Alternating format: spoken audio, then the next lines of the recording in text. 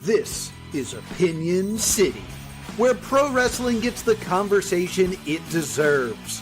Real voices, real opinions, live every Sunday. All right, ladies and gentlemen, welcome to a brand new episode of the Opinion City podcast, episode 2 of 2026. Yeah. Like a new attitude, new graphics, same great opinions, same great interviews, same great guests. And I am your host, King Ralph. I am joined as always by my tag team partner, my broadcast colleague. It's Parmesan. Yeah, that's right. And we are here. We are episode 132, aka episode 2 in the year, which is kind of ironic that it went that way in numbers. Kind of funny. But yeah, listen, we're here. Another episode in the books.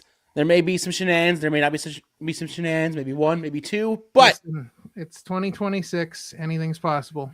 Anything is possible.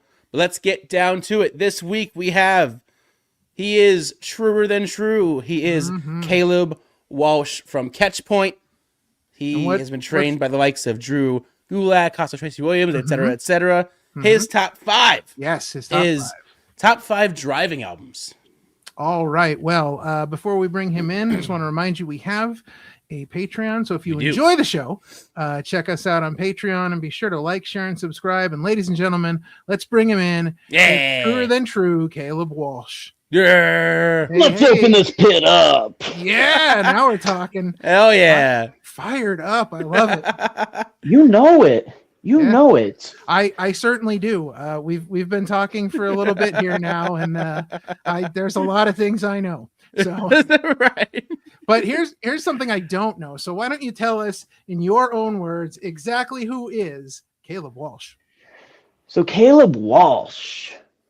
That's me. Hey, That's really true. Good place to start, right? Right.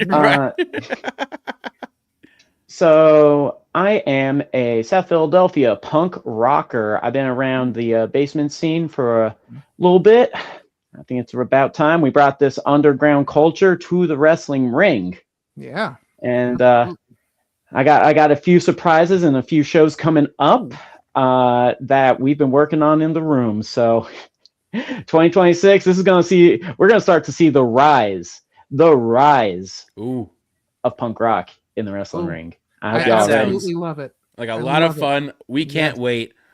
So what does it mean then to be truer than true? So what I'm going to say right now might be a little controversial. Go for it. It might expose the business a little. Uh-oh. Okay.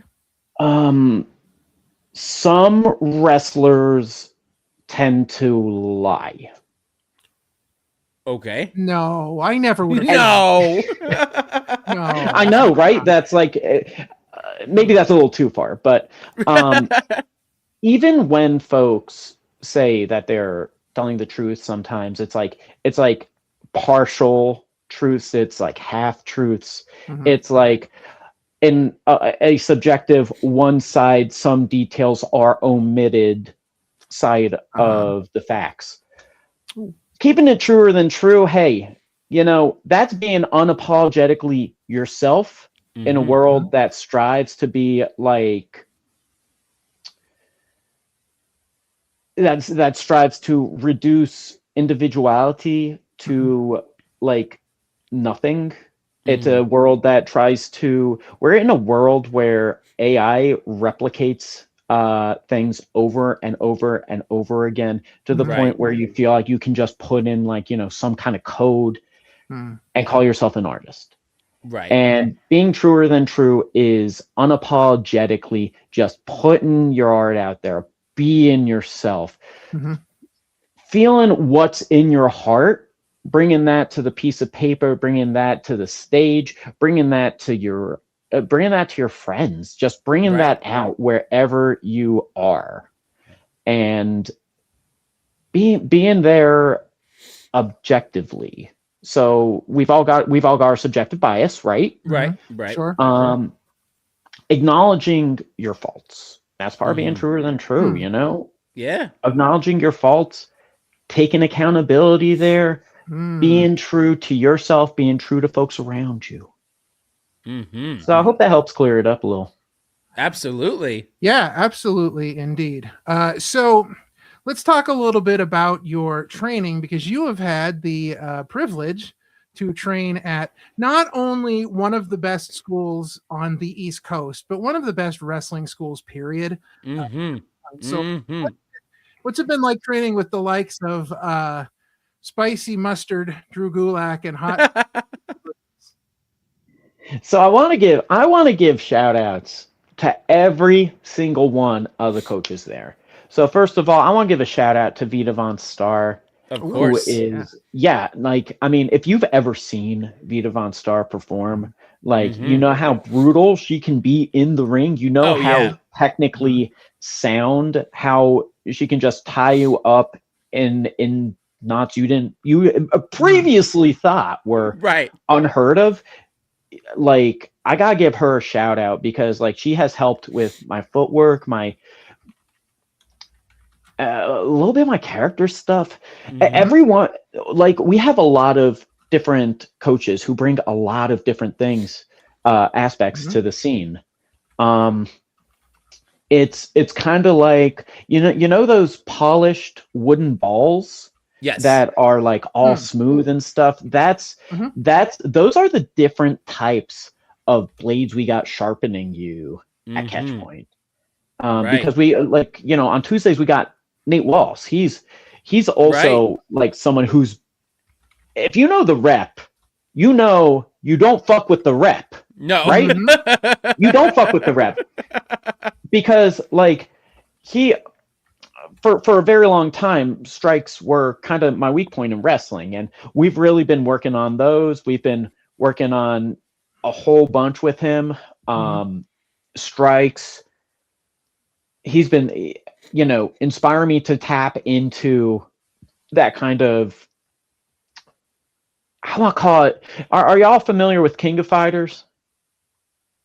Not so. not 100% sure. No. Okay, so King of Fighters is a franchise by SNK. The fighting game. Okay, yes. right, King of right, Fighters, yes, the fighting yes. game. Okay. Yeah, shout out to King of Fighters. And video games. Of course, it's the best fighting game on earth. Ooh. Best fighting game on earth. Wow. Quick sidebar before we get into it: Xbox or PlayStation? PlayStation. Okay. Oh, all right.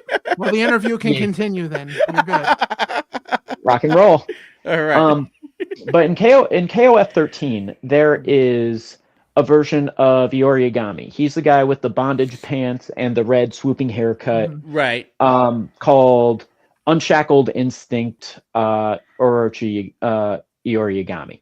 Okay. So the reason I bring that up is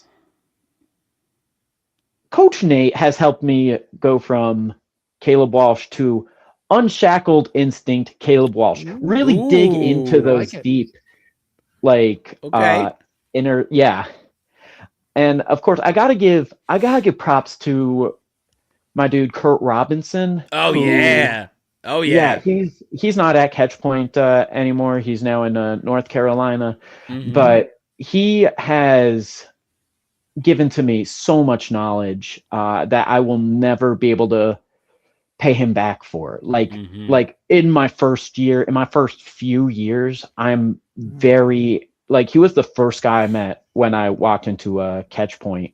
Nice. And this could be a nice little segue into what that training was initially like. So we have a fundamentals course, we have a foundations course, right? And you know, I'm a little bit on the older side of folks who are starting wrestling, so I wanted to be sure my fitness was on par with where it, quote unquote, should be.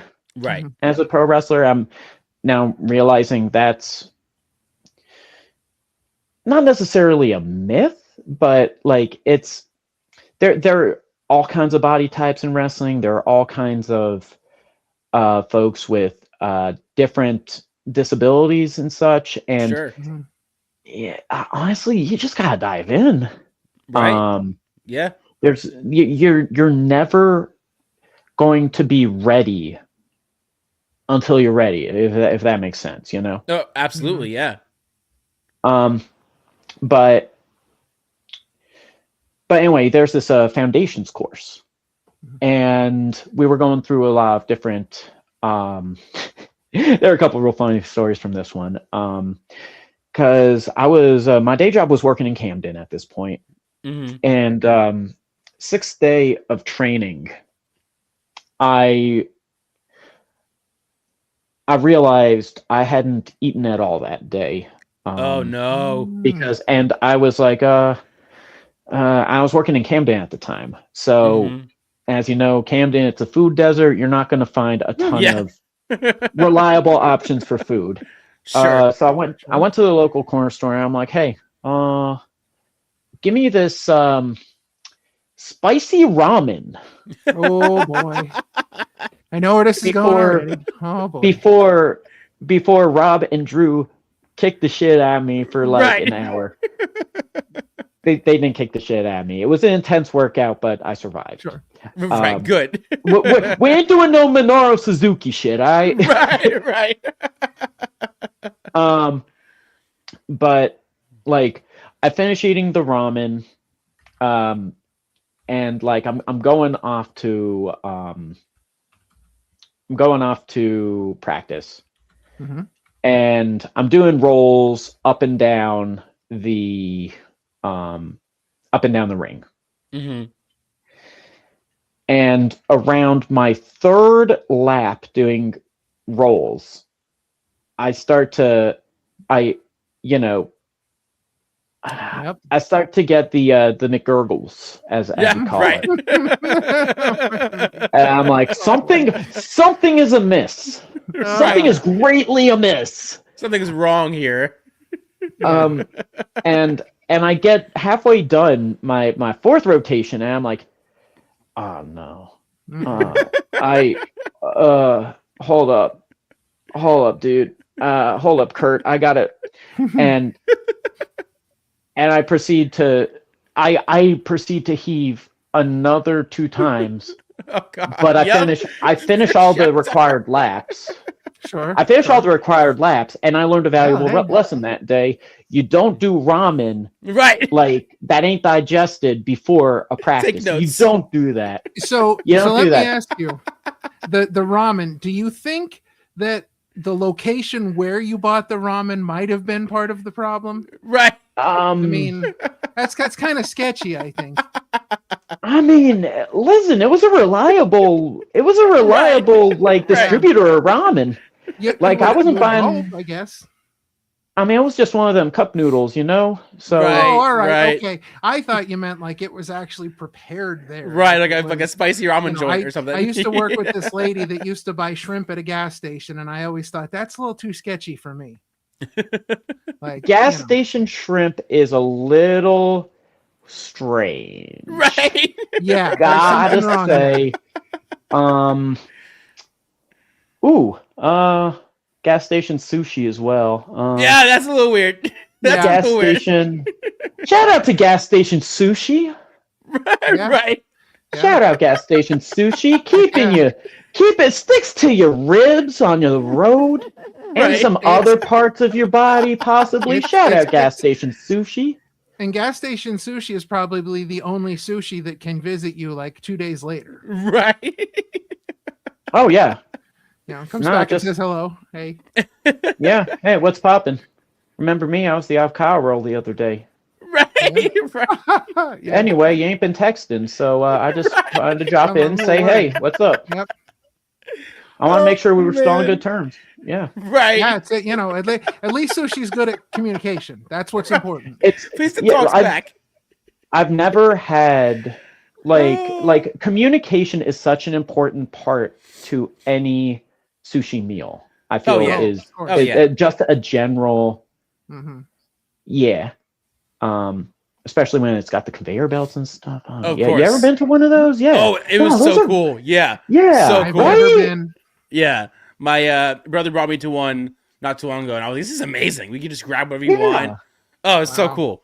Right? Anyway, let's get let's get us back on track here. Oh, right. Yes. Yeah, Kind of went down a weird Anyway. rabbit hole of certainly things. did. So So what exactly was it that made you want to become a wrestler in the first place? So let's get back to the genesis. Let's get back to where it started. Let's get back to where me and my brothers are playing wiffle ball out in the front yard of my grandma's place, and cousin Sparky comes up, and cousin Sparky. Shout out to cousin Sparky. Shout out to cousin Sparky, man. Shout out cousin Sparky. If you ever go down to Maryland, look up cousin Sparky. He's a boat mechanic in Maryland. He'll get you set up.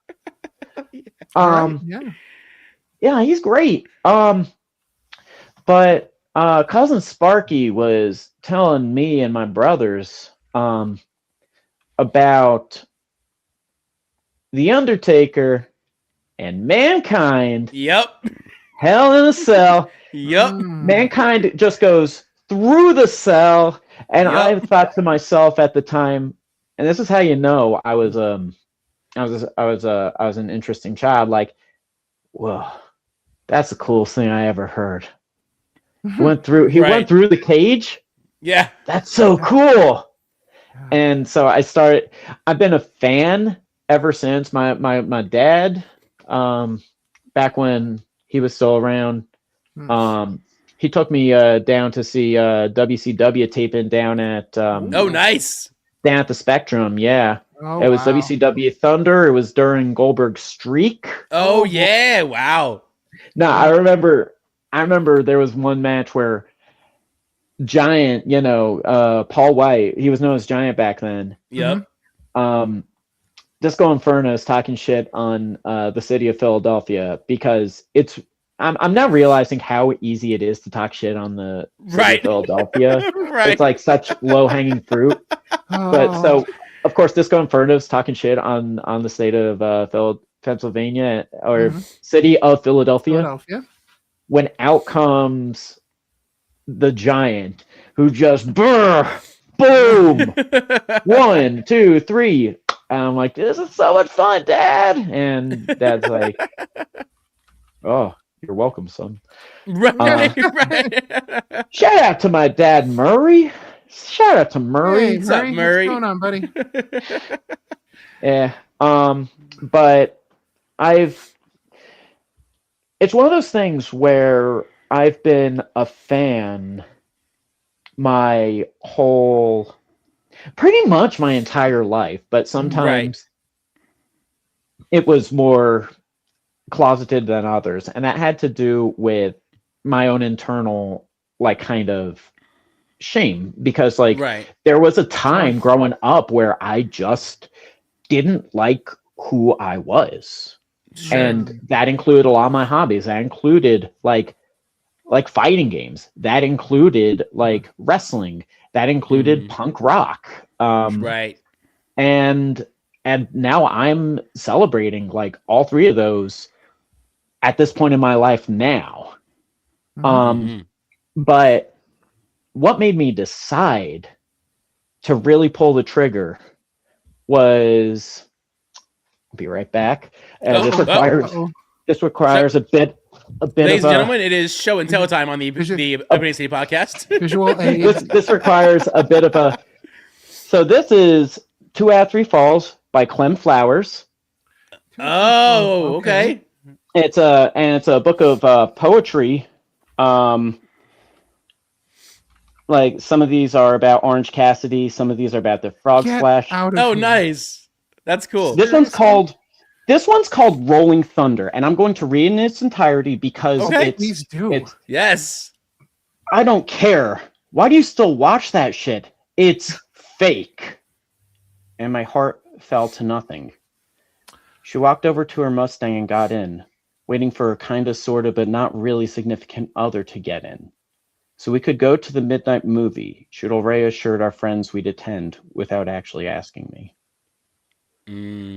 Wow.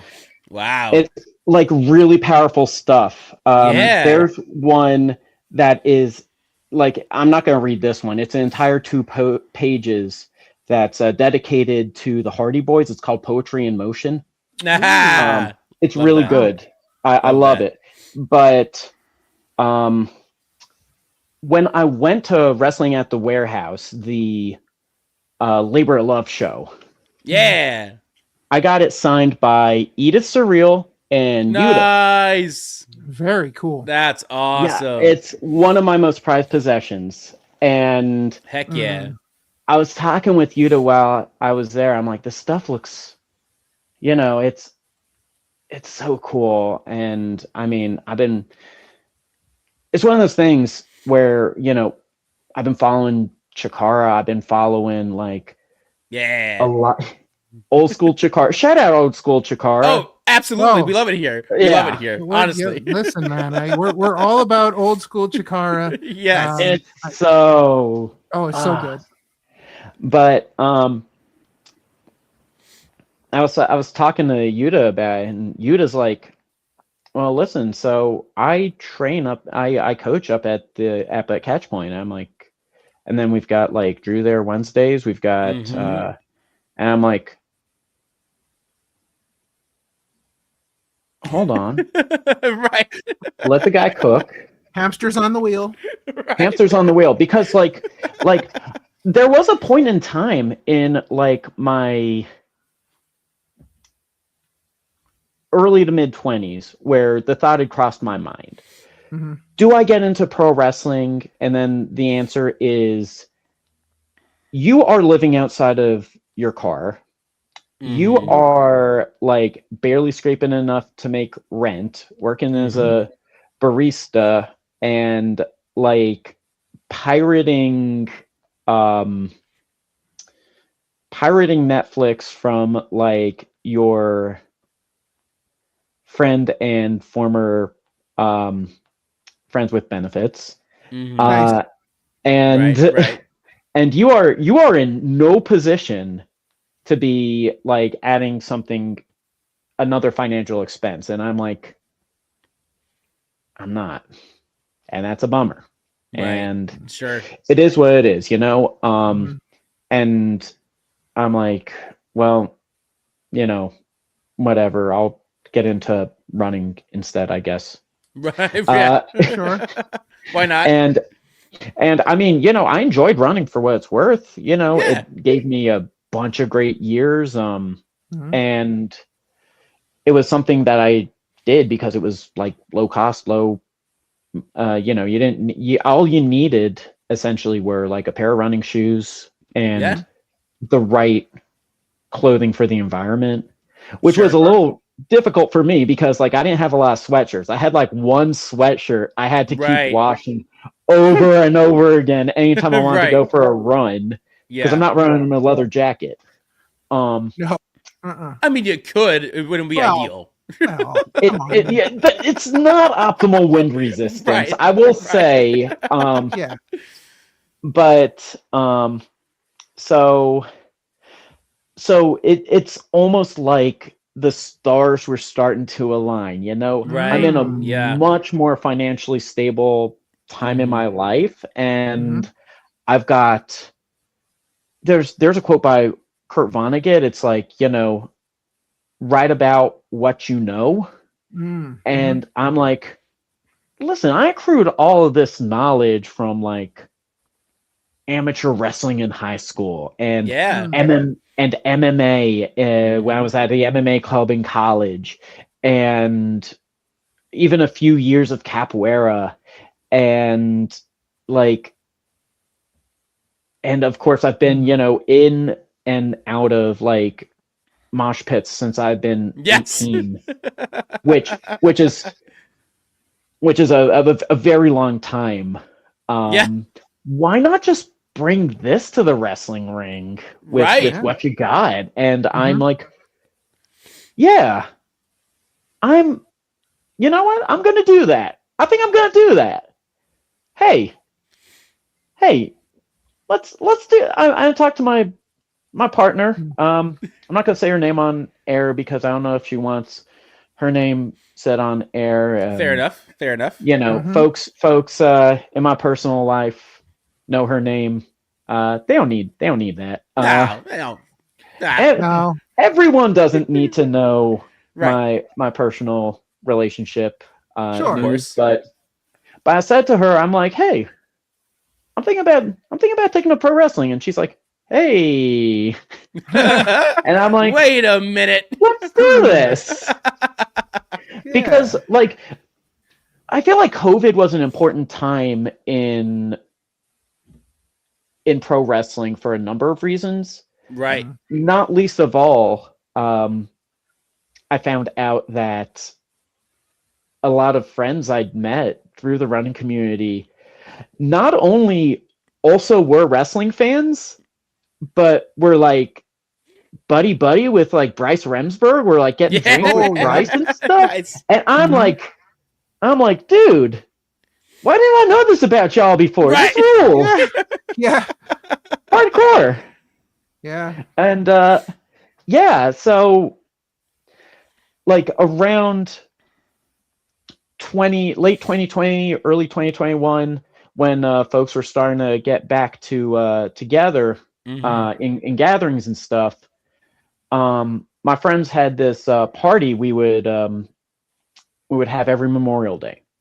It was called Memorial Margaritas, and Nice. the emo in memorial was like in parentheses, where we would drink margaritas and listen to like emo and hardcore music. I love and just spend Memorial Day doing that. Yeah. Wow, I might have to try that. Yeah. It's so much fun. It was so much fun because we're just there. We're just singing songs at the top of our goddamn lungs in this like little house in like South Philadelphia. And what is it? This one year in particular, there was an AEW pay-per-view that was coming on that same day, and I'm like, sick. Let's all let's all watch and we were watching that, and my partner, she was like, I didn't know you knew so much about like these storylines and stuff. I'm like, oh, yeah, I kind of do. Oh yeah. It's weird. It's almost like coming out as a wrestling fan to my partner, which was only slightly less strange than coming out to my partner as a bisexual. So and that was when the circumstances behind that was really funny. So now, how, you're talking about the punk rock culture and wrestling culture. How do you plan on merging those two together as one? So there are a lot of folks out there who like punk rock. There are a lot of folks out there who like wrestling. There are wrestling shows where there are no barricades. Yes. So we're closer than you think to having the two together, because like at a lot of hardcore shows, a lot of basement shows, there's like no barrier between you and the performer. Right. So we're already like part of the way there. But what's going to get us the rest of the way there? Adding punk rock mosh moves to the wrestling ring. Wow. Okay. I like it. Yeah. Okay. And I mean, so like we've been working on this. It's like, I don't want to, and I'm a little hesitant about putting this out there because it feels like if I put it out there, I feel like someone's going to scoop it. Right. So I almost want to be like, I've been working on this in the room, so watch me. Right. Yeah. And wait, actually, hold up. Y'all were at that one Parapro Lucha where we had that battle royale in the pre-show, right? Yep. Yes. The one Ryan O'Neal won. Yep. So, like, referee calls for the bell. I want to open the pit up. I just go across, hit one guy in the face, bounce off another, hit him with an elbow, spin around, kick this one guy, punch this guy, hit him with an elbow. And then everyone gets in the drum circle and beats on my back, picks me up, crowd surfs me out of the ring. That's a little like we have record of that. Let's just say more stuff like that, and like let's really, I won't say let's open this pit up, but there are folks like who have moves called the circle pit, which is like a half and half suplex. There are folks who have moves. For a while, I called my butterfly suplex the rise above, because it's like, like the Black Flag song. We're gonna rise above, and hitting that suplex. But are there folks who use? Fuck it. If they use it, they use it. Well, listen, if they use it, they use it. Are there folks who throw elbows like a lawnmower? Right. Are there folks who are using windmills into lariats? And like Coach Antisocial was helping me discover like these ideas earlier this week, and we're going to incorporate those. We're going to make those pop, and we've got. I've already got some plans coming forth for the next show. The next show I'm going to be wrestling is this Friday. Hey, and it's going to be a taping. It's going to be broadcast live on the Catchpoint YouTube channel. So nice. So if y'all want a sneak peek of some of those mosh moves, we've got like cooking in the we got percolating, we got cooking in the crock pot, the punk crock pot, if you will. Oh yeah. Yeah. Which in itself is a pun. Yes. So it's a pun crock. Yes. There are a few levels. But y'all want to see what's in the punk crock pot, y'all tune into that tape-in this Friday. Hey, well, that's definitely something to remember for all our viewers out there, checking out some awesome Catchpoint action. That's right. Yeah. All right. So what are some things that you mentally do to prepare yourself before you go out through the curtain? Do you have any like dance moves or, because we've heard about dance moves before, so that I have to ask all the time now. Yeah, we heard about salsa. We heard about indeed. Yep. I did salsa before I got on the air today. There you go. Oh, hardcore. Yeah. Oh, yeah. Me and my partner, we've been trying out salsa this past year. It's it's a really, I enjoy it personally. Oh, okay. It's a really it takes a little bit to get started because I'm from the punk rock world, so like dancing with the beat is something, but it's like part of it is that it's like 3/4. So I don't know. I don't got time moves for 3/4. Right. Yeah, it takes a little to get used to. Right. And plus, it's like a dance with a partner, not against a partner. Right. Yeah. Right. Right. So that's been taking a little bit of getting used to as well. But before a show, it depends on how close we are to the crowd. If we are, if we're like, if we got a place backstage, I'm gonna just run some sprints and chat as loud as I can. Right. Yeah. Because I want to make sure that anytime you go to a hardcore show or anytime you go to a punk rock show, you don't want to go into the pit cold. Mm-hmm. You know, that's how you get hurt. That's how Right. you get like, that's how you do not survive. Right. Yeah. I remember there was like a show, a My Boston show. No shout out to the My Boston. Shout out to every one of the My Bostons except Vicky Yeah. Barrett. Okay. Thumbs down to you, buddy, but shout out to everyone Sorry, else. buddy. Everyone's good. Yep. Yeah, no.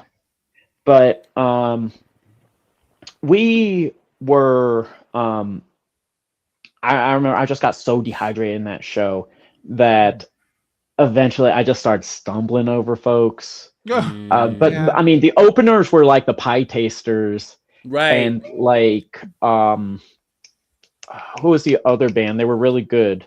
I think it was the Flatliners. Okay. Good, great lineup. But you don't want to go into the pit cold.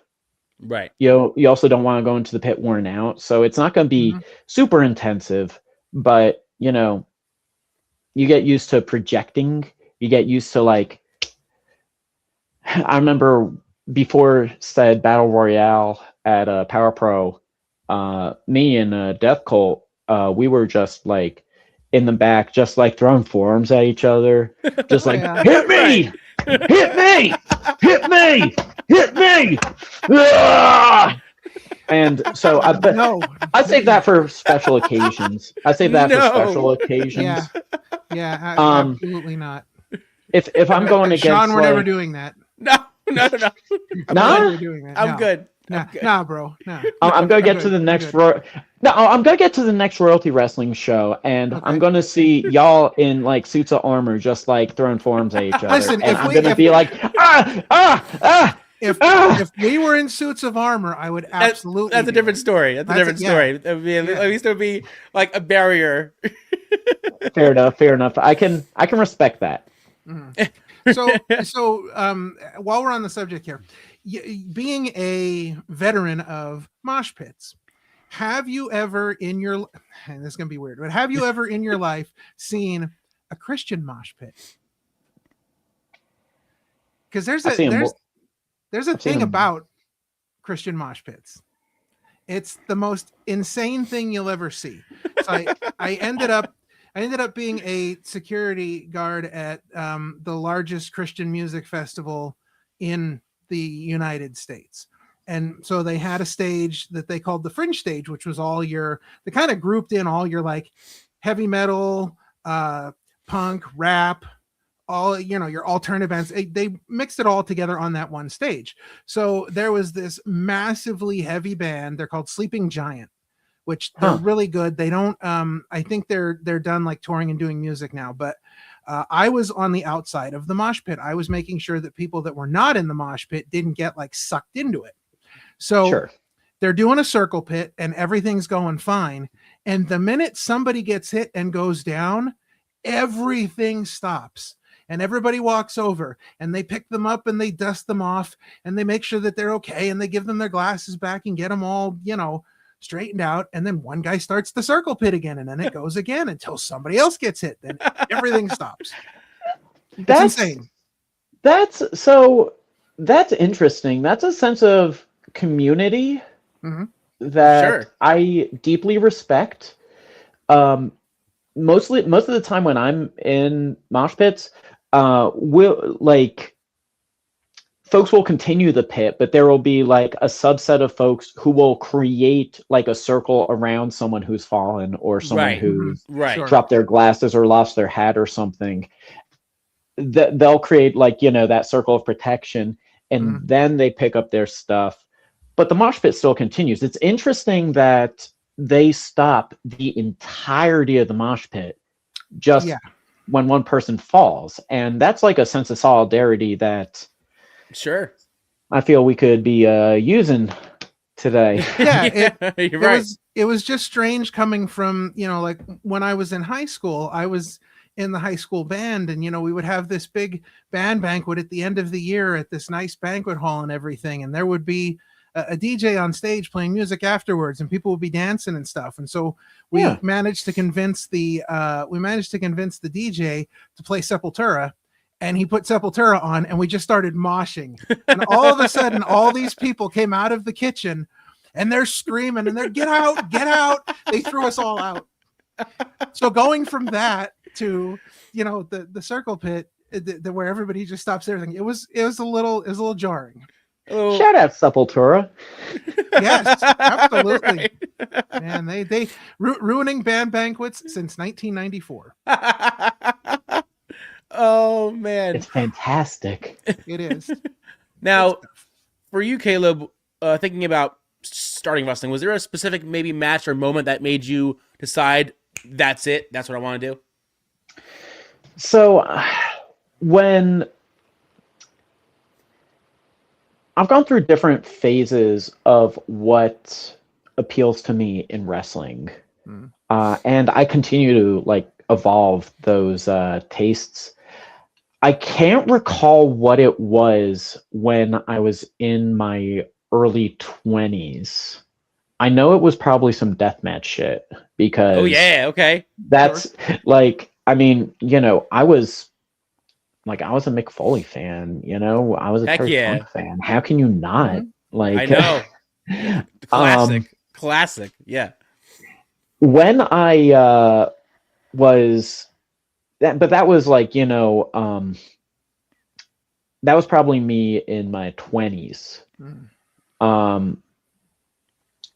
When I was starting, at Catchpoint, a lot of my stuff was more like Zack Sabre Jr., Jonathan Gresham, Lee Moriarty, even Tyga Style, when he was starting his stuff. There was just something, maybe it was the fact that I'd had this MMA background, this amateur wrestling background, or the fact that I'm closer to 200 now, but back then I was a buck 60, a buck 70 or so. So maybe it was the fact that there are these folks who are managing to dismantle people systematically, right? Who aren't that big, but are still holding their own. And I was, I started wrestling because I couldn't make the basketball team. So heights, jumping, that was never really my thing. Right. So that's put in high flyer, not necessarily out of mind, but it just was something that didn't exactly speak to me in the same way that would speak to some folks, maybe your Will Ospreays or your Ray Phoenixes. So let's talk a little bit about you as a wrestler and wrestling in general. So tell us, how do you feel? Because this is something I've heard both sides of it. There's some people are really into it, some people are not. But what do you think about the travel aspect of wrestling? Are you a fan of travel, or is that because I've heard wrestlers say I absolutely hate it. Right. I can't stand it at all. So there are two sides to this, for sure. I personally, and we'll get more into this when we get to my top 5. I'm not sure why this is. I love driving. Same. Yeah. Same. I love the drive. Absolutely. There is just something about navigating on the road, even if it's not that open a road, even if it's a country road, even if it's backed up by cars, even if it's because I remember there was this one time I was going to a show at the Mecca. Yes. Oh, okay. Yep. And it was a Sunday, and I just gotten off my I used to do this homelessness outreach down in South Philadelphia. We were called South Philadelphia Punks with Lunch. Oh, that sounds awesome. Yeah. For a number of reasons. They do great work, but it just logistically doesn't work with me anymore. It just doesn't work with my partner. Currently. They do great work. Right. But shout out to South Philadelphia Punks with Lunch for sure. We I just gotten off my shift at Punks with Lunch. I'm hopping in the car and it was raining. I'm blaring one of the songs on my top 5 here, just singing loud. I'm trying to get from one lane of the turnpike. I start to see and it's like a crawl. It's like a standstill. I'm like, I want to get there before my friend wrestles. I need to get there before they wrestle. And I'm like, oh, the other section, the one that does all the trucks, cars, and buses is open. Okay, I'm gonna hit the crossover there, and that goes even slower. It looked so open at the time, but then I start to see license plates that I was behind in the other set just pass me by, and I'm like, I'm so over this. I'm so over this. Yeah. Right. Yeah. But there's something very meditative, I feel, about driving. There is something. I've had some of my best conversations with my training buds in the car. I've even got one of those decks of cards. They're like the icebreaker things. Oh, and we've had some really deep conversations just about life, internal fears. It's not just the travel. It's never about the destination. It's never about the match. I mean, the match counts. Of okay, course. You go out there, you try to wrestle the best match you can, but the route to get there, you've got, your buds to your left, you got your buds in the back seat, and you're just getting into these deep discussions with folks you've trained with, but you're starting to see this other dimension to folks. Right. And that speaks to me on a very personal level, because connection with folks is a very important part of my life. It's a very deep part of being truer than true. You're bearing yourself to these folks. They're connecting with you, and it's just, you can't go at this alone. Right. This is a sport you cannot go at it alone with. And you get your party going, you get your buds going, you got your friends in your corner, you can do fucking anything, man. Amen to that, brother. That's probably the biggest part about travel is you the connections of folks you meet en route, the connections of folks you meet when you get there, the connections you get to folks in the wrestling ring.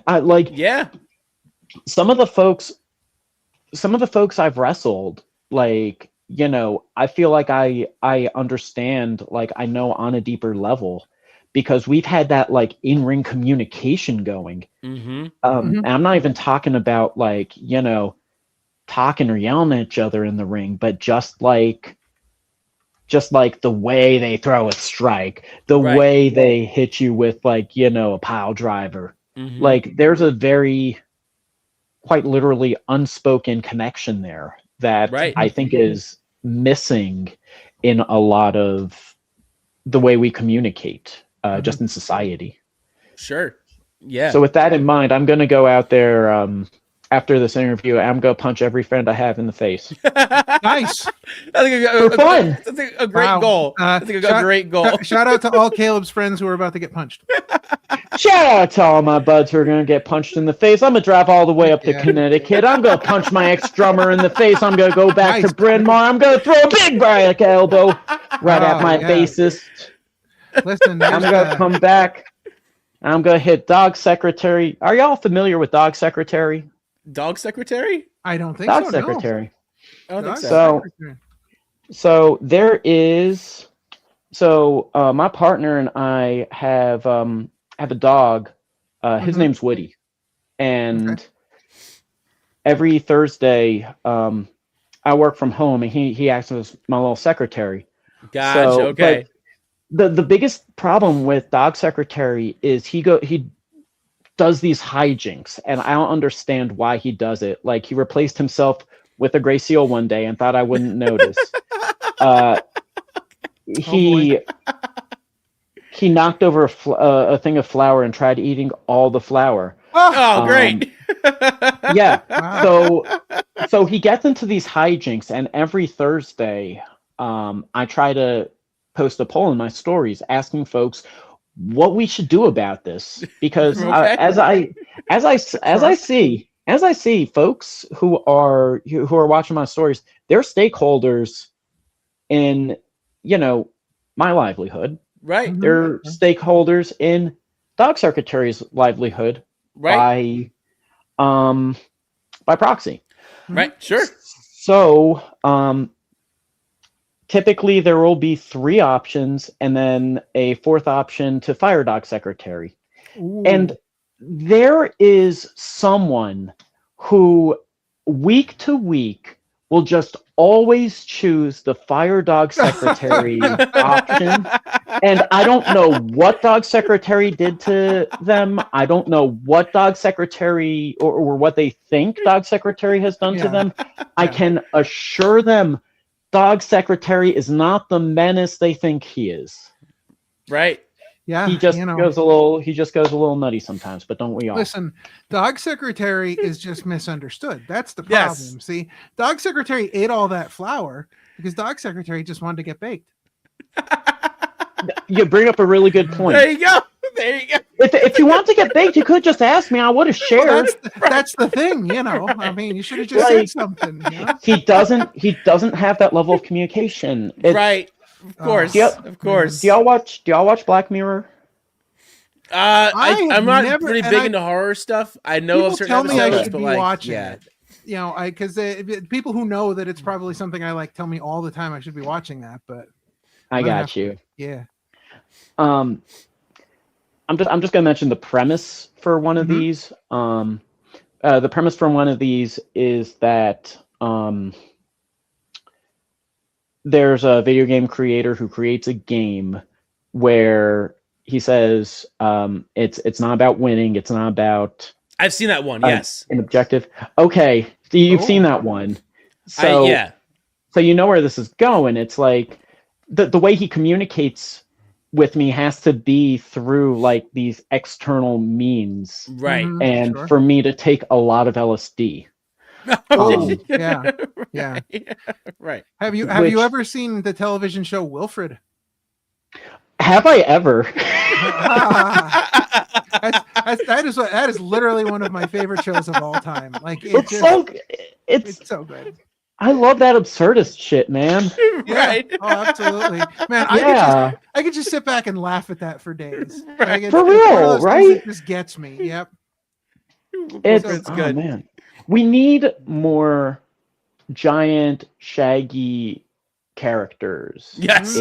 Yes. I agree.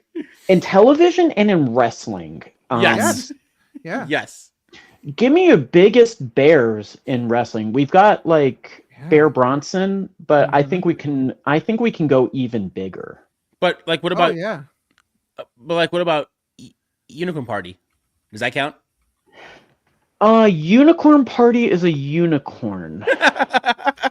So we're getting closer, but Well, wait a minute. What about Burger Bear from Kaiju Big Battle? Oh, there Okay, you go. Burger Bear, we're getting really close. We're getting really close. Is Burger Bear a bear or is it a burger? I think because the body is the burger. It's the arms and Right. the legs that are the bear. So I guess you know, Exactly. it's like a hybrid, but Right. like you know, I guess you could go either way, but I would have to say it's probably a burger. Oh, is Burger Bear a sandwich? Right. Oh no, let's not start that now. Oh boy, listen, we had who Sean who was on Moses. here?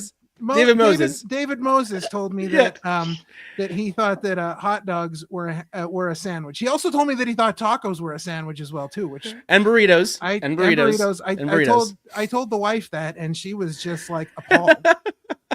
She was like, "What is wrong with this guy? Like, I don't know. It's Now, and, he's yeah. But I had a match with Go on. You had a match with David Moses? Yeah, right. You had a match with Moses? I did have a match with David Moses last year for the Dangerous Adrenaline Wrestling Gladiators. Oh, yes. Yep. Dog. Yeah. Dog. Mm-hmm. Yeah. Shout out to David Moses. Shout out to Dog. Shout out to Dog. Absolutely. And before that match, I was just like, "Hey, Jock," and he's like, "The hell you want?" and I'm like, "If you're gonna hit me, hit me." Right. And he's like, "I'm gonna knock your block off, nerd." Ooh, gotcha. Yeah. I'd expect nothing less from the Unstoppable Beef Machine. Yeah. Unstoppable Beef Machine. Yep. Like it writes itself. It literally does. we got Caleb Walsh, the outsider, the vegan, and we're going up against like this Playboy with his varsity jacket, Unstoppable Beef Machine. Yep. Yeah. And I mean, it's a fun match. It was a fun match. Yeah. Now, you should call yourself like the immovable salad shooter or something, The plant-based powerhouse. Oh, there you go. Plant-based powerhouse. That's good too. I love that. Yeah. Yes. Oh, good stuff. Now speaking I'm a little bigger than Lyra Sparrow, so we could work that. Yeah. Oh, it's well. Listen, I don't think that guy represents vegans very well. I think you probably do a much better than him because, yeah, he tries his little heart out, and boy does he fail. Poor guy. My question is, why does he bring the spinach to the match when it never hits? Right. Some people just don't get it. Like, that's a good question. It's a good question. Know your audience, pal. Right. Exactly. Exactly. But speaking of, punching your friends in the face and Moses and everybody else, if you could wrestle anyone from any era, who would it be and why? This is a question I've thought about for a very, very long time. And I think we need to answer the eternal question. Mm-hmm. Back in the 90s, there was a small split in the subculture. We had hair metal. Mm-hmm. One direction went to grunge. One direction went to hardcore. Mm-hmm. Okay. So I'm going to say it right now. Steve and Flo. Oh, Stephen You Flo. and me. Oh, man. One-on-one. Grunge versus hardcore. Oh, Winner man. take all. Yes. Have you seen his entrance? His entrance is amazing, by the way. It's beautiful. It's so good. It's immaculate. There's just something, I don't know what it is, man. There's just something about it that it hits in all the right ways. It's a song in the words of Pearl Jam, but all it is his name over and over and over again. Stephen Flo. Stephen Flo. Stephen Flo. It's so good. It's so good. Man. Oh wow. It's rad. That's another match we're gonna have to make happen in 2026. Absolutely. Absolutely. Oh man. That'd be great. For a minute there, I thought you were going to say Van Hammer. I was a little Right, worried. right, Van Hammer. Oh, Van Hammer. I don't know. Hey, I think that would it's be just the pretty worst fun. name that popped up in my head. Right. You know, because I thought Van that's like on topic, but so out there. Right. You know, that's what I do. I would also any era, I would love to have a match against Mick Foley, Yeah. simply because he was one of my favorites growing up. Al Snow was another one. Yeah. Here's a name for you that you probably would not have guessed or heard of for a long time. Kurgan. Kurgan! Wow! Wow! I think we could do a whole bunch, especially Oddities era Kurgan. Oh, of course. Yeah. Oh, yeah. Battle of the Goatees. Yeah. Oh man, that would be intense. Hey. Yeah.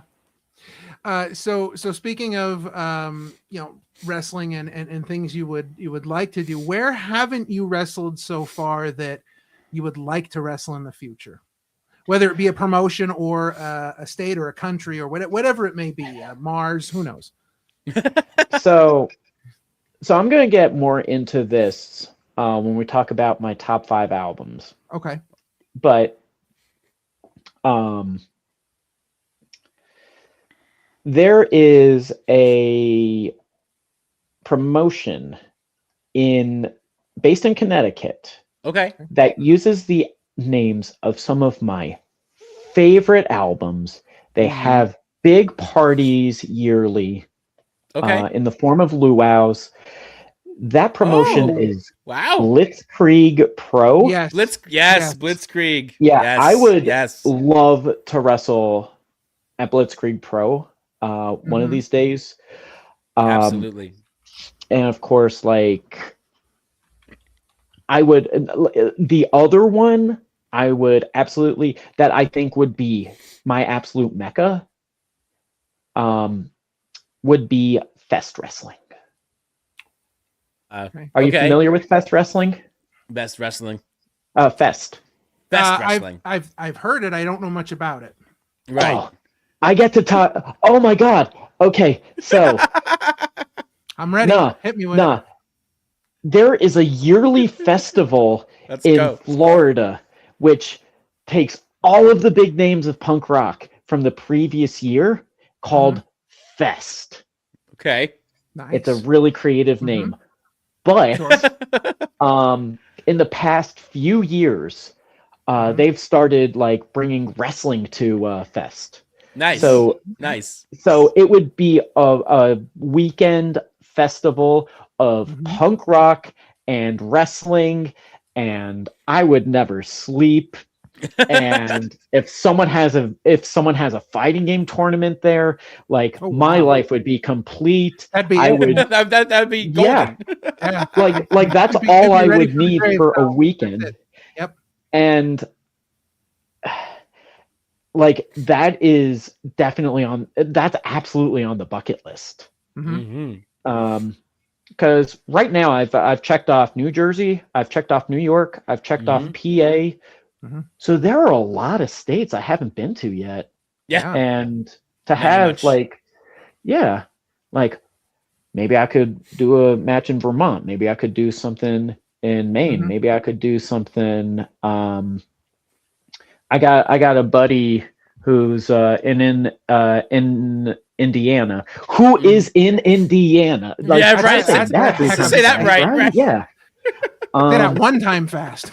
Yeah. Shout out to Gavin Eddings. He's a radio DJ there. Oh, nice. We go way back. We go way back. And maybe chill with him during the day, go to a match that night. Sure. Have a chill weekend out there, visit some old buds. Yeah. I've got a lot on my list. I got another friend in New Mexico. Oh, nice. I would love to wrestle in California. They got a lot of fun promotions in California. Oh yeah. Yeah, no, that's only a few of the promotions, like, maybe that's not going to happen this year. Maybe it's not going to Right. happen next year. But by the time I'm done, I would love to wrestle in those states. I would love to wrestle for those promotions. Absolutely. I would love to turn Fest. I would love to open that pit up at Fest. Well, yeah. listen, we're putting that on the list as a mission this year. We get you booked on Fest. Right. We'll bring the podcast. We'll go down with you. We'll cover the whole thing. We'll do like a whole cover, like the road trip, the whole 9 yards. We'll cover it all. Man, I'm telling you. Do it. That's right, man. We're gonna make that happen. I'm excited now. You put these ideas in my head, and that's it. Like, yeah. amazing. I'm gonna start budgeting. Budgeting. It's gonna be so much fun. Yep. It is gonna be. Oh, it'll be a blast. Oh, Now, man. Outside of the squared circle, outside of training and all that fun stuff, what outside of mosh pits, what else do you like to do in your spare time? What else do I like to do in my spare time? So, fighting games are pretty cool. Sure. Those are pretty cool. My partner and I, we like to. So this is pretty funny. This is pretty funny. We were talking about salsa earlier, and we started doing salsa classes like the past year. We like to do a lot of like athletic dating stuff. Nice. I'm usually a pretty big anything that can get me active and stimulated and stuff like that. Right. I feel like that's like an ideal date activity. So we've been doing a few of those. Mosh pits are fun. Sure. Right. Yep. I love baseball, man. Ooh, I love hey, there you baseball. go. I love hockey. Those are like my two big things. Okay. Who's your baseball team? Oh, the Phillies, of course. Of course. There you go. Right. Good, And right. Flyers, of course. Begrudgingly so. Well. Being a Flyers fan is suffering. Listen, we do this to ourselves. Yeah, but who suffers more though? Sixers fans or Flyers fans? Oh, Because there's a lot of suffering. Look, Philadelphia is the city of brotherly suffering.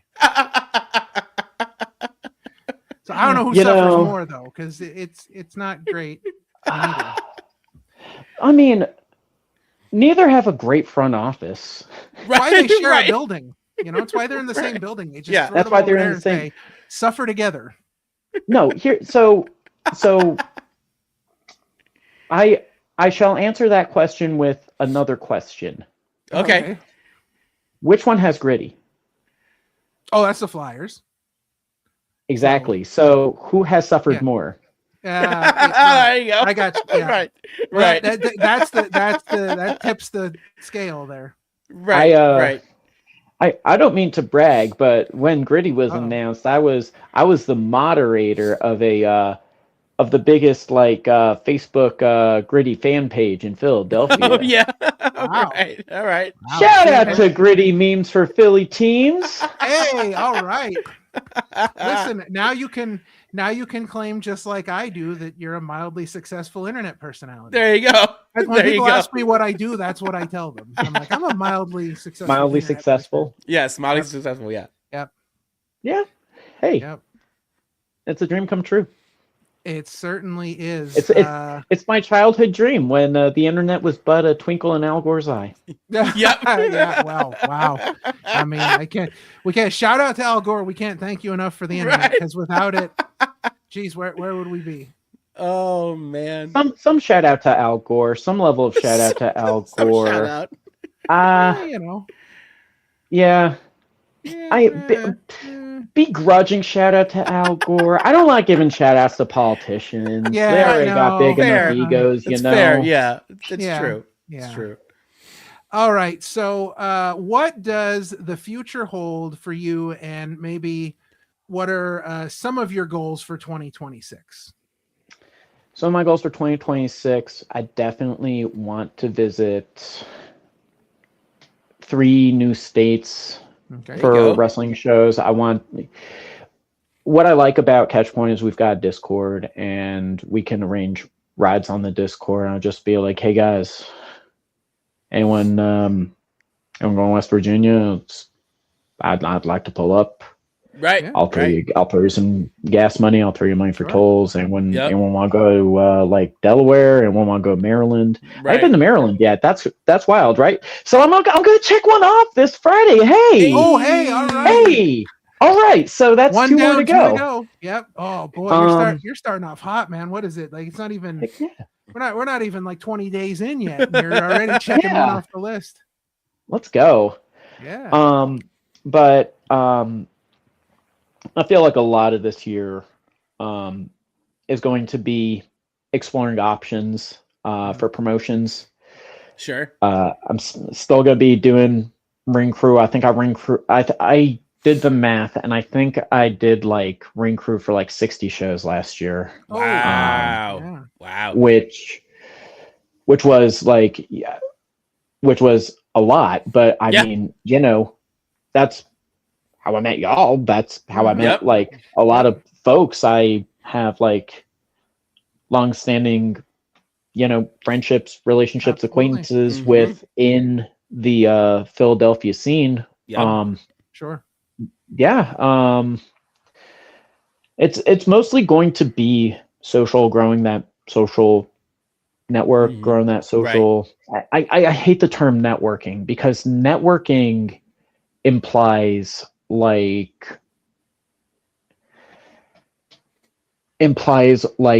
connection for the sake of quid pro quo. It almost feels like, Sure. Yeah. And I want connections to feel natural. I want them to feel like each party wants it, not because they have something that the other wants, not because we're living in a barter economy, but because they legitimately like each other and they want to be friends with each other, Yeah. Mm-hmm. Friendship in wrestling is super important and should be valued more. Absolutely. Shout out to friendship. Let's go. Shout out to friendship. Yeah. Friendship. Shout out to Mortal Kombat. Hey. Right. All right. Shout out Mortal Kombat. Get over here. That's a big old hug. Big old hug. Yeah. All right. Before we get to our last question, I'm just going to say this because you mentioned something there. 2025 has been the absolute year of Philadelphia wrestling. Like the Philadelphia wrestling scene is so good right now. There's so much going on. And I feel like 2026 is going to be the year that really shoots it into the stratosphere because it's been so good. Yeah. Like PWE is back too. Yes. That's how about that? Cool. Yeah. It's super exciting. There's just in the area that we're in now here, the Philadelphia, the New Jersey, that whole kind of circle there, there's so much good wrestling going on. So much good indie wrestling. A lot. Yes. A lot. Yes. And that's a little shout out to our episode. February 15th, we'll have some guests on here and we'll be talking the state of indie wrestling. So we're super excited for that. Ooh. I see the hamsters on the wheel again. I got you. All right. Well, with that, we're going to go to Sean's favorite part of the interview. It is the last question of the interview. So Sean, take it away, buddy. All right. So Caleb Walsh, man is truer than true. What does pro wrestling mean to you? And what is the significance that it has had on your life? What is the significance that pro wrestling has had on my life? What does it mean to me? Indeed. So, pro wrestling brings out, by far, the biggest emotions in me, for better or for worse. There was a time, I'm gonna talk about the elephant in the room right now. There was a time last year where I just got so frustrated. I just wanted to walk away from it all. And I talked with some very valued friends. I talked with one of my coaches, and we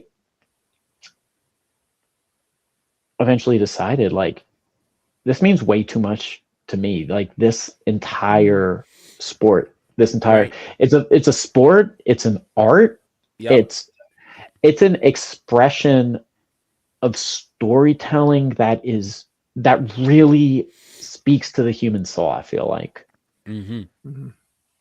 Because you've got folks from all these different walks of life. Everyone's got a different story, and everyone just wants to kill each other. Yeah. Isn't that so cool? That we can just bond over the shared goal of knocking each other's blocks off? Oh, yeah. Right. That's the best. It's just like a mosh pit, except there's more storytelling. Yeah. You know? Well, I love that answer because I can absolutely feel you. If we're talking about the elephant in the room, I mean, we're gonna hit 3 years in May of doing this show, and there are moments where I have wanted to walk away because I understand the frustration when you love something that you do so hard and you don't see what you think you should be seeing. You don't get what you think you should be getting. You're not at that level that you think you should be. You know, those doubts creep into your head, but then it's the best thing you can do is talk to your friends, talk to your mentors, people that you respect, and get some outside perspective on it. And, you know, it kind of steers the ship in the right direction again. Right. Yeah, King Ralph, I appreciate this moment of vulnerability we're having right now because, like I feel like this is something that folks, everything that you see online is like rehearsed, scripted. There are some levels of it that are true, but it's not truer than true because something truer than true also has that level of rawness. It has that level of failure to it, and it has that level of imperfection. Sure. And that is something I think it's important to remember, especially if you're a newer wrestler, if you're an older wrestler, if you're seeing your bookings dry up, if you're seeing like folks aren't reacting, if the little girl is just telling you to shut up in the front row the entire match, and you're booked as a face. Yeah. Right. Oh boy.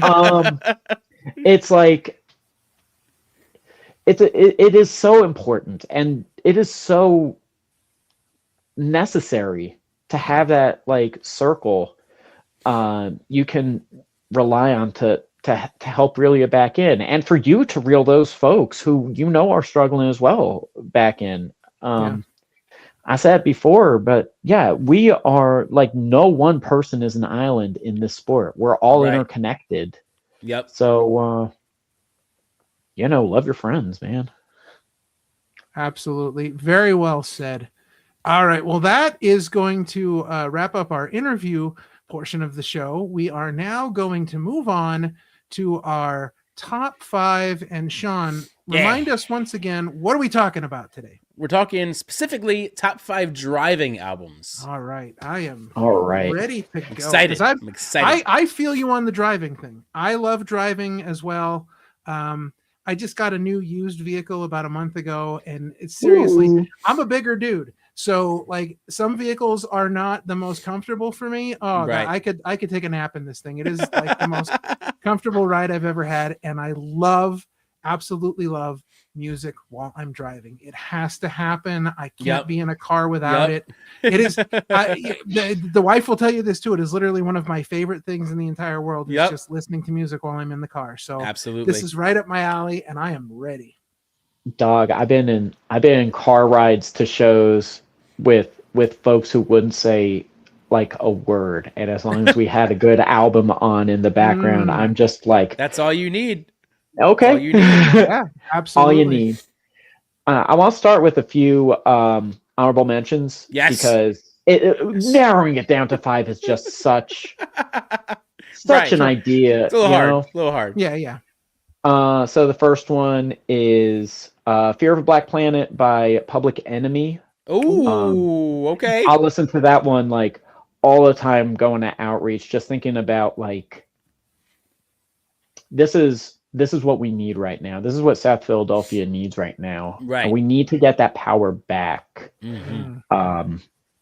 In whatever form that is. I live right next to Mifflin Square, and okay. And I don't know if you've heard a whole bunch about like these kidnappings from ICE, but this is one of those big areas. So like I see these folks like in the lines for food like all the time, even when I was with Punks with Lunch. Right. And sooner or later you start seeing fewer and fewer folks, and you're like, what's going on? How are we going to fight back? You know, what's like I think more folks should be angry about this. So sometimes I'll just listen to like, you know, protest albums like Fear of a Black Planet or others, which didn't quite make the list. One of them is debatably a protest album, but two of them are. But another one is In Desolation by Off With Their Heads. Okay, all right. I don't know if Off With Their Heads is a criminally underrated punk rock band from the late from the early to late 2010s. Took a brief hiatus. Their stuff is really good. In Desolation is constantly on rotation in my car. Gotcha. I went to so many venues with my old band. While Good News for People Who Love Bad News by Modest Mouse is playing in the background. And it's just such a bumpy album, especially like Can I Say He's Made of Ashes, like the bass to that as you're driving up to this desolate barn that has probably had unspeakable crimes committed in it.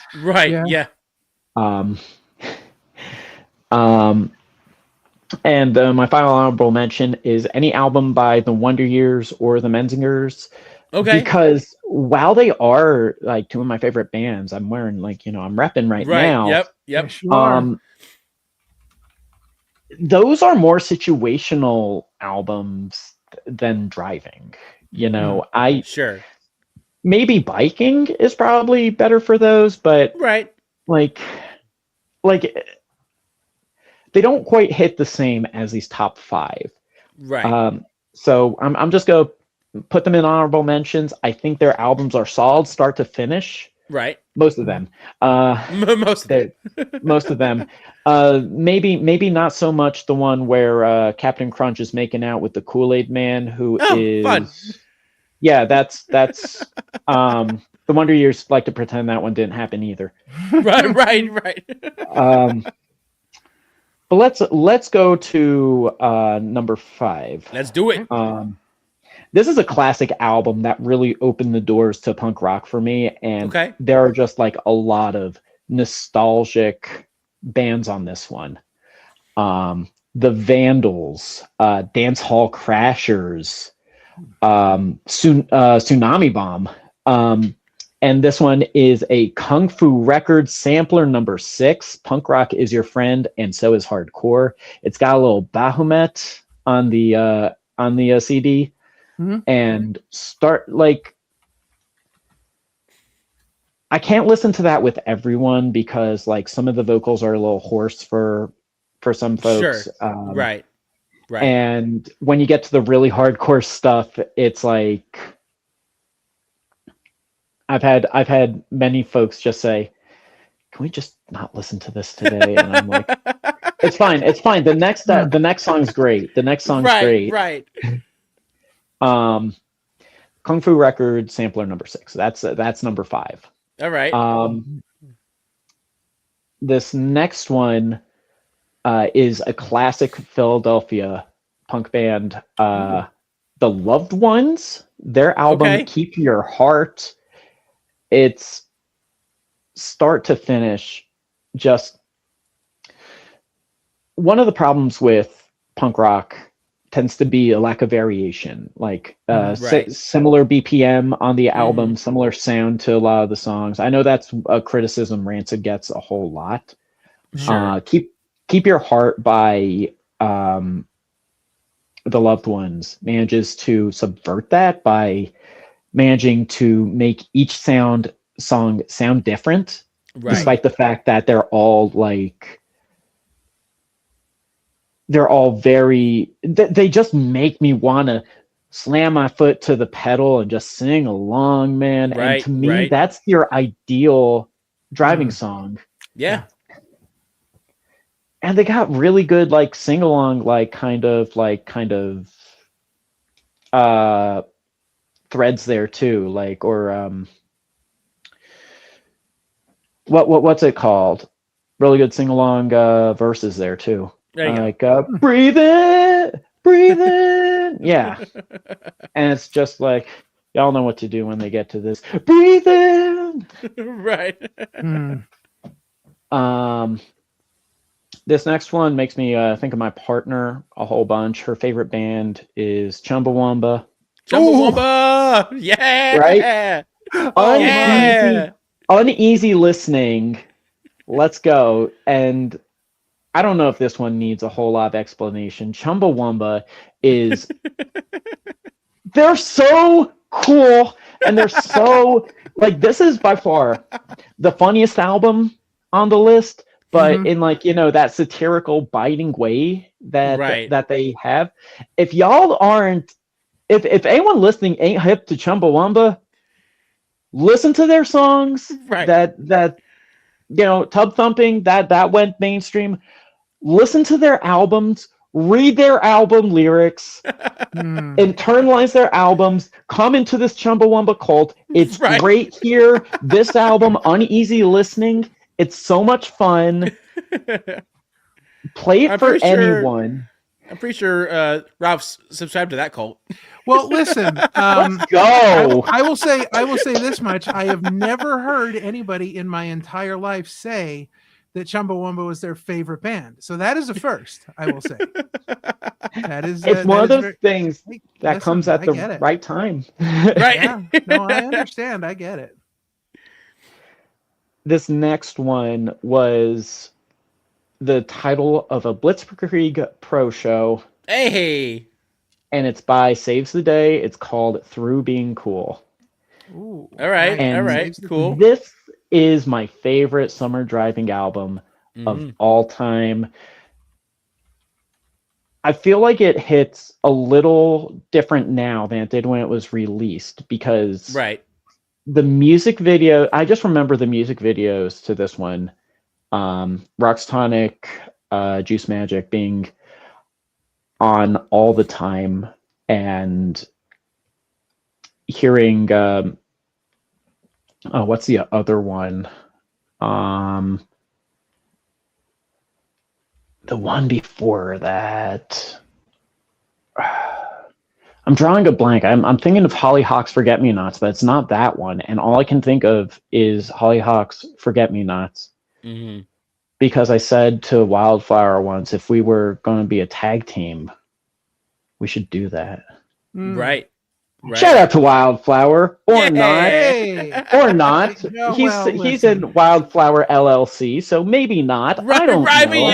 Oh boy, we don't talk about them much here anymore. We try not to. It's like speaking about the evil overlords. Oh boy. Right. Yeah. Shoulder to the wheel. Shoulder to the wheel, as they ask. There you go. There you go. Anyway, got it. Go on. I saw Saves the Day open for Green Day and Blink 182 at Hershey Park Stadium back in 2002. That must have been a banger of a show. It was amazing. It was great. It was Cut Up, Saves the Day, and then Green Day played first, and then Blink 182, because they were taking turns who would play last on each show. So it was a banger. It was like a Weezer, Flaming Lips kind of situation. Right. Yeah. Oh yeah. Sick. Number one. Number Here one. we go. All right. It's time. I want you to imagine for a second. You have been driving all night trying to get home. Mhm. You are crossing a back road. There's wonderful grass growing on the side, a soft Gotcha. rain coming down. Okay. Mm-hmm. The year is, I believe, 2002. I didn't listen to this album until later. jeez. But you're putting on your CD and you hear the guitarist take a sip of water before talking to you about a story of a woman who was riding on an airplane and the airplane was beginning to crash.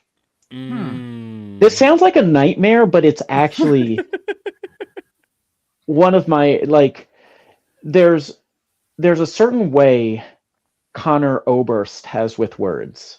And I'm Wide Awake It's Morning by Bright Eyes is, in my opinion, the album that best exemplifies that. There's just so many emotions that go through this album. Right. And Casadega. If I had to pick one, it would be I'm Wide Awake It's Morning, though, simply because my favorite Bright Eyes song, Poison Oak, is on that one. And every one of these albums serves a different purpose, whether it's nostalgia, right, or reminding you of loved ones, driving in the summer, or just feeling melancholy and just needing to self-soothe by just curling up and reminiscing on life. And I'm Wide Awake It's Morning serves that final purpose, just pulling over to the side of the road, listening to I'm Wide Awake It's Morning, really taking on the scene around you and just overall being grateful and thankful that you're living the life you're living, because there are only so many folks in the world who would choose to like do these long late night drives. There are only so many folks in the world who would voluntarily throw their bodies onto canvas. And I consider myself to be one of the luckiest people in the world that I get to do this like every day. I get to do this every day. Sometimes I don't. Right. Sometimes it's not possible, but I get to. Yeah. And for that reason, Wide Awake It's Morning, number one driving album. All right. Amazing. All right. Well, a great top five. Definitely some new music to listen to. Yeah, some things you may have heard, some things you may not have heard. Definitely stuff to check out. That's the great thing about music. Every time you meet somebody who is a huge fan of music, you always learn something new and you always find another new band you love. So that's right. That's chatting it up about driving albums is even better. Absolutely. I'm glad you folks invited me on for this purpose. There are some things that need to be said, and man. Yeah, man. Absolutely. All right. Well, with that is going to take us to our upcoming events. So what is going on in the world of Caleb Walsh that you would like to highlight or let us know? Now that we've heard you take the drink, tell us the story. Right.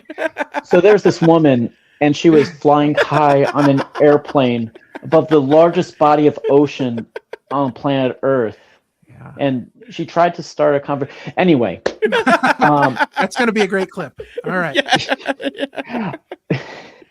So, as I mentioned, I'm just going to talk about my two most recent ones because we got a few planned out and some really cool stuff on the horizon. But let's keep the list a little shorter. We got that Catchpoint taping coming up this Friday. And it's Friday. No. I can't change my top five. Hold up. No. We're already locked in. It's in stone, buddy. We got we got that coming up in Baltimore. We got a bunch of like aspiring talent coming up playing on that one. So look forward to that. I'm also going to be wrestling in East Stroudsburg with my tag team partner, Damon Anthony. Shout out to Damon Anthony. Hey, buddy. Shout out. We're going to be wrestling for the tag team trophies. Frontier Pro Wrestling against the Prince and me. And I have to specify me is the name of the wrestler. Okay. It's not going to be, I'm not talking about a metaphysical story of man versus self. It's right. Afro Punks versus the Prince and me. And that's going to be on the 24th of January. East Stroudsburg, Gamers Edge. Awesome. Right. That is a great place. My wife and I have been there the last time we were in East Stroudsburg, and that is a great place. So it's cool that they have wrestling there. That's really awesome. I think it's a great thing for the area. And this is my first time going to Gamers Edge, so I can't wait to see what they've got. Right. Yeah, it's very, very cool. All right. Well, definitely make sure that you are following Caleb Walsh on socials at the Caleb Walsh, so you can keep up with not only these dates that he's announced, but everything else he's got going on.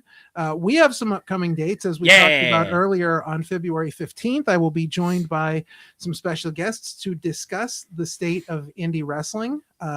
Starting off in February, on February 1st, we have a first-time interview. He's never been on a podcast before. We are super excited to talk to Damian Malik from Royalty Wrestling. He will be joining us for his first ever podcast. And make sure you come back next week as we talk to next week. The big hoss man, the hoss of hosses. Devontae's is here to tell us all about being a hoss. I have a feeling that this is gonna. It's gonna go off the rails at some point. Right. I'm ready. I'm strapped in. It's gonna be a great interview. We are super excited. Yeah. But listen, this has been so much fun. I had this thought during the episode because we have this other show that we haven't done in about a year or so, and maybe it's time we resurrect it. It's called Grappling with the Grooves. And we talk to wrestlers about music. So I'm thinking, and I'm saying this now, so it's out there. I'm thinking we can do an episode where you come on and teach our audience all about punk rock. Yeah, I think that would be incredible. I see the look on your face. Yeah, that's gotta be a yes. So we will talk about getting.